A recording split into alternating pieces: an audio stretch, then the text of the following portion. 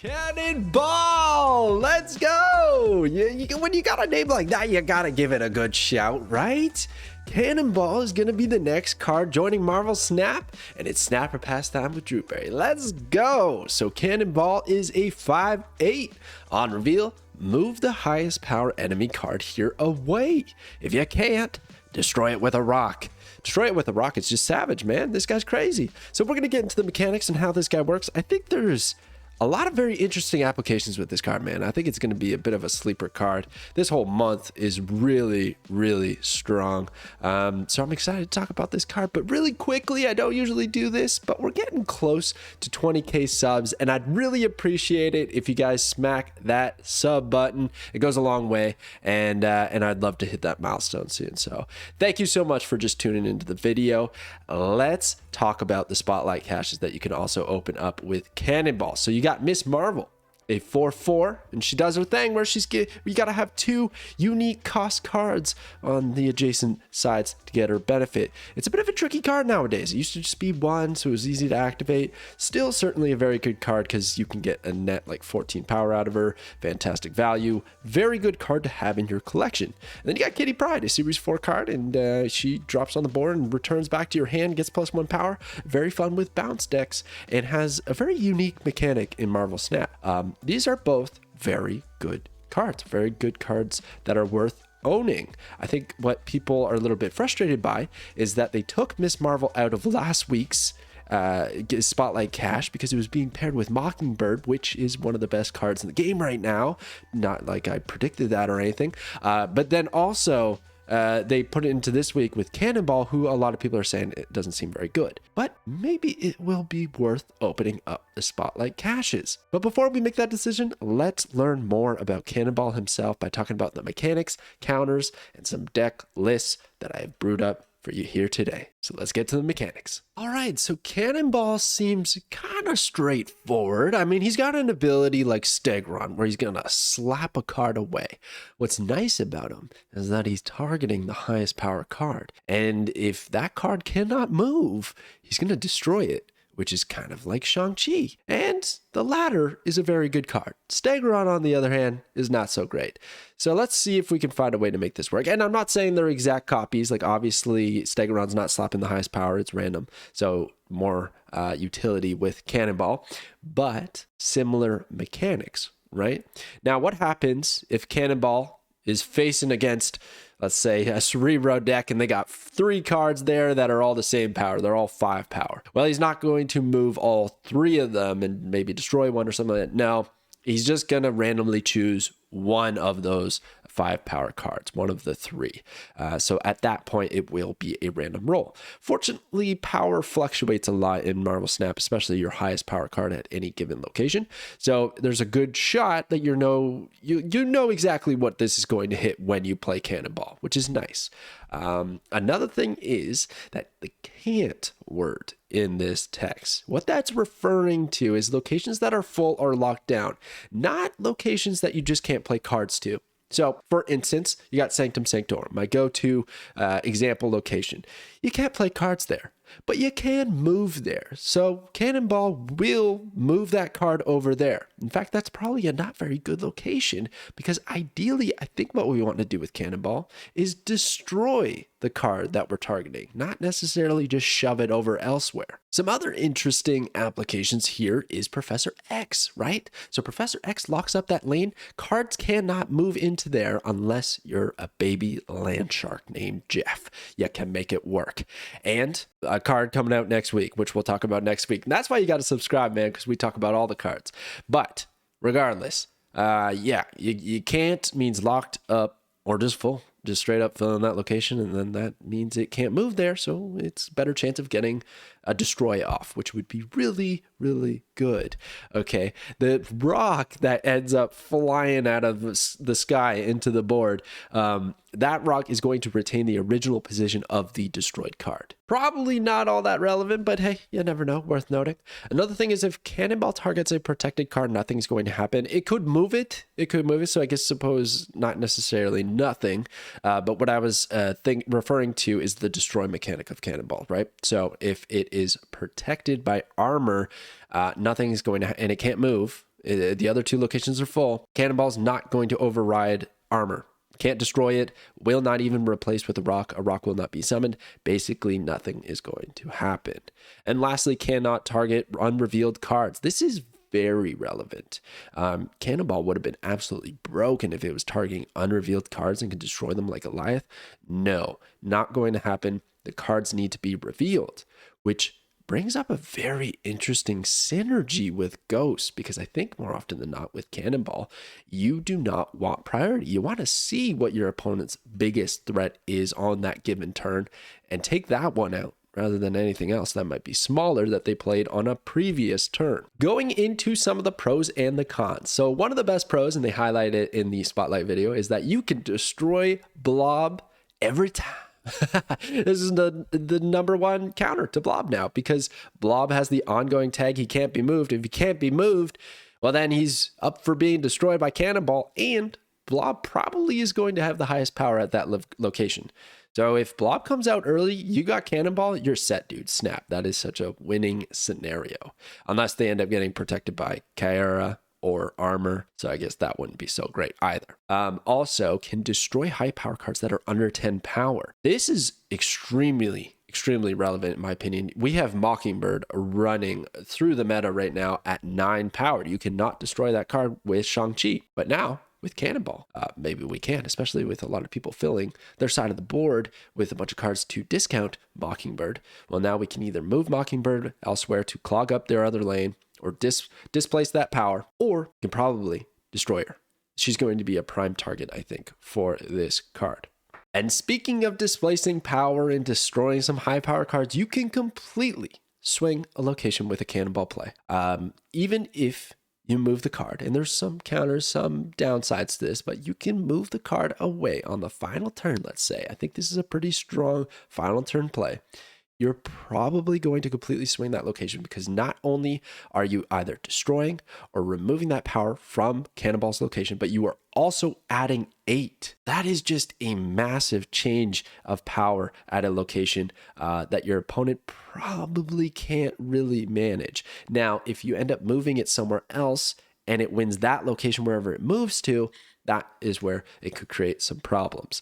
I think junking out and filling their side of the board to make sure that you do get the destroy is a very viable path for Cannonball. Now, some of the cons, okay? So we were talking about how it attacks those big threats. Well, you're only attacking a singular threat. And the reason I think this is worth mentioning is because a lot of the tech cards in Marvel Snap either are board wide or they focus the entire lane. I'm talking like Enchantress, Shang-Chi, Shadow King. These all target the entire lane, whereas Cannonball is just going to hit one. And that could be good, but it might not be good enough in every single scenario, which is a bit troublesome, right? So that's where I feel like he falls a little bit. And it reminds me a lot of Stegron. Dude, I play a lot of Stegron. And unfortunately, sometimes even displacing that amount of power, even if it's the with Stegron, you hope it rolls the highest power one, might not be enough. And then like I was mentioning earlier, the value outcome of the Cannonball play is going to very much so depend on who has priority. Because what if you move the highest power card there? Let's say it was Mockingbird because they cheated that out early. You move it away. Great. You think you're winning that location, but then they drop like, I don't know, Thanos, who already completed his quest and he's got 20 power. It's like, dang, if I had just maybe waited, I could have moved that Thanos. Or maybe if I didn't have priority on that final turn, I would have targeted Thanos instead of Mockingbird. So I really feel like this card does not want priority. I also want to get this out of the way. I've seen a lot of people saying that they're going to pair this with Galactus. Think about that. That's not going to work at all, because Galactus, you play it, you destroy the other 2 locations, you now have priority. You're going to play Cannonball, and good shot, they don't have anything revealed there. Yeah, you might destroy that like 1 power, 2 power thing, but it's got to be under the Galactus threshold for you to even get that trigger. So Cannonball's not going to do much. I think every single time, Goliath is going to be better than Cannonball in that scenario. And lastly, and pretty important, is that you do have to actually fill or have 8 positions on the board locked up for you to get that destroy hit. Now, I know the movement can still be okay, but it's a little bit more risky. But 8 positions is not easy to fill, and a lot of opponents might just be slowballing it. So I feel like there's always going to be kind of a spot open, and I think more often than not, maybe an 80-20 split, 80% of the time, you're going to be using Cannonball to move a high power card away. And I don't think that's the best case scenario. Obviously, we want to get rid of that power permanently. That would be very nice. Okay, let's get to some of the counters for Cannonball. So this was really fun. I actually thought of quite a few more, which I'll maybe touch on. But the obvious ones are the top row, right? Armor, Kyra, and Cosmo. So Cosmo denying the honor field, so that's just a 5/8. Kyra and Armor protecting some of the cards that might be vulnerable if the other locations are full. They won't get destroyed, and they probably won't move if the other locations are full. So those are very good counters. Some of the other ones that I was thinking that I don't have before I get to the bottom row was Hercules is actually kind of interesting because if Cannonball moves a card away and it hits the Hercules location, Hercules would just toss it right back, which would be kind of sick. And then another one is Patriot. If they do happen, the Cannonball destroys a card, puts a rock there, but then Patriot buffs it, it's like, well, I saved a little bit on my value. Probably not that great, but still kind of interesting. Okay, so then the bottom row, we got Living Tribunal. So obviously Living Tribunal would be a fantastic card to destroy with Cannonball. But the thing about moving Tribunal, it's not going to matter too much. I know people like to stack that Iron Man with the Onslaught and the Living Tribunal, but like if your Tribunal moves over, you can make do because you're still, leveling out that power across all 3 locations. So I don't feel like it's going to be all that great of a target for Cannonball, and it could still kind of beat out the deck. Then there's cards that don't really care about being destroyed, like Ebony Blade, which has really made a big comeback in discard, and just good value decks is you end up throwing the Ebony Blade out. It's probably going to have that 12 power from a discarded Apocalypse or Magneto or whatever else, and you can't destroy this guy. So it's not going to be so great. Yes, you can move the blade, but you can't destroy it. And again, I really like destroying cards with Cannonball over moving them. And lastly, speaking of that, we got Wolverine. Now, I thought about putting like Colossus, even X-23, but Wolverine probably has the best chance of getting to higher power totals and maybe being the highest power card at his given location. So if he does, well, he's just going to get destroyed by Cannonball if the other 2 locations are full, and he would just regenerate with 2 power. And that's a pretty nice deal for Wolverine, I think. And if he does move over, and maybe that's disruptive enough, but yeah, I don't know. Maybe, and again, it's not random movement. We're moving the highest power card, so maybe that is enough to carry Cannonball, but I'm just not sure. And here are the deck lists that I brewed up for good old Cannonball. We got Key Synergies, Professor X-Man. I think that's a very good card with this. It's a little bit clunky, yes, because you do have to play X on, let's say, turn 5. If you can't cheat it out earlier, then you got to play Cannonball in the final turn. But if you can lock up the board to a point where there's only 1 location left, well, maybe it's good because then you're going to know you're going to target that high power card and destroy it with Cannonball, which is kind of nice. Then you got Green Goblin. At first, I did not think this would be a good strategy because previously, before the season announcement video, Cannonball was not moving the highest power card. It was just random. So that was terrible. This card was garbage. And then when it added that text of being the highest power targeting card, yeah, Cannonball became legit. So now you can throw over goblins and know that Cannonball will never target them because they're negative power. They can't be the highest power, most likely. So anyways, yeah, I think that would be a pretty nice synergy, especially in a junk deck, possibly. Wong is pretty nice because not only do we toss the first card, but the second card might get destroyed because we might have filled up the last remaining position with the first card that we threw over. And then if you just move 2 cards, that could be pretty good too. Daredevil is a pretty nice synergy because maybe we want to know what our opponent's going to play on that given turn, and that'll influence where we allocate Cannonball. You'll kind of know which positions are being filled and then play accordingly, which I like a lot. And then lastly, Ghost, man. Ghost. I don't think this is a comeback for Ghost, but the synergy is there. On that final turn, if I've got Ghost on the board, I'm going to know, or I'm at least going to hit the highest power card at Cannonball's location, which is great. But The problem being that you open up yourself for being teched against with an Goliath or possibly armor, and then the Cannonball doesn't really do anything. So when it came to brewing up the decks, I think this is mostly a control card. It's got to be, right? Like, I don't really see much in the way of destroy synergies or move synergies in particular. So what we got here is the Tech Cannon. This is pretty much just a bunch of tech cards and Sarah. So the idea being, of course, you use Sarah to discount a bunch of that stuff, magic out there, and then turn 6 and 7 is all about reacting to your opponent's plays and disrupting them, which could be pretty nice. You can do it with Shang-Chi, Enchantress, Killmonger, Cannonball, even Mobius if they're trying to do some energy cheat shenanigans like we are. And then Hope Summers is just really good right now, so I splashed her in to get that ramp up into a Sarah play, which could be really nice. And then we got the Slap Cannon. This is my favorite one, man. Let them cook. I love this stuff. I played a slap deck similar to this, and we got our first Infinity ticket, which was, or not Infinity ticket, our Infinity Border, whatever that thing is called. It was sick. Avatar.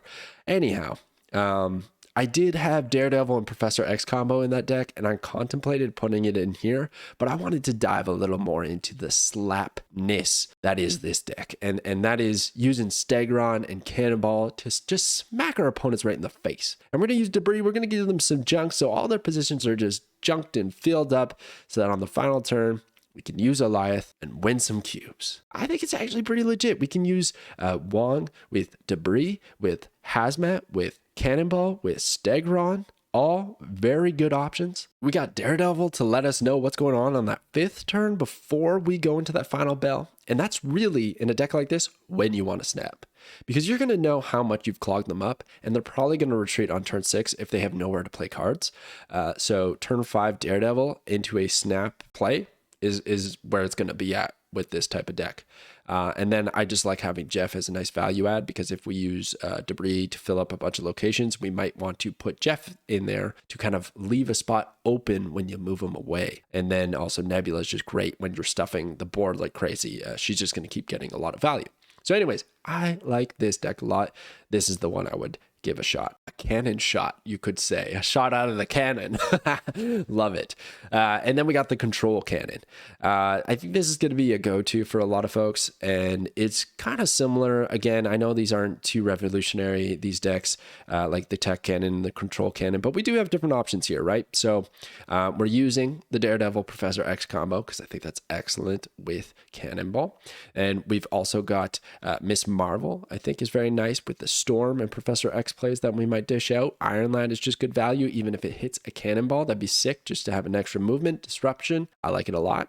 Goliath, just covering our bases. I think it's a great pair with Cannonball, especially because you can move a big power threat on turn 5, leaving yourself probably in a priority situation for turn 6. So there's weird priority management when it comes to Cannonball. Like, there's going to be certain situations where you really need it and certain situations where you really don't want it. Anyways, in conclusion, is Cannonball a snap or a pass? All right, I'm saying Cannonball is a pass, but I'm not saying that this card is trash. I think it's actually going to be a pretty good card. I don't think it's going to be as game-breaking as Mockingbird was, but I do not think it's like below average. I think it's going to do pretty decently and be a very good tech option to have in your decks. The reason I'm saying pass mostly is because of how expensive cards are to acquire in this game, but also because Mockingbird is very well worth picking up if you don't have her already. And War Machine, spoiler alert, seems crazy next week. So we're just kind of, pinched between two really good cards, and it's difficult to acquire enough resources to get all the cards every month.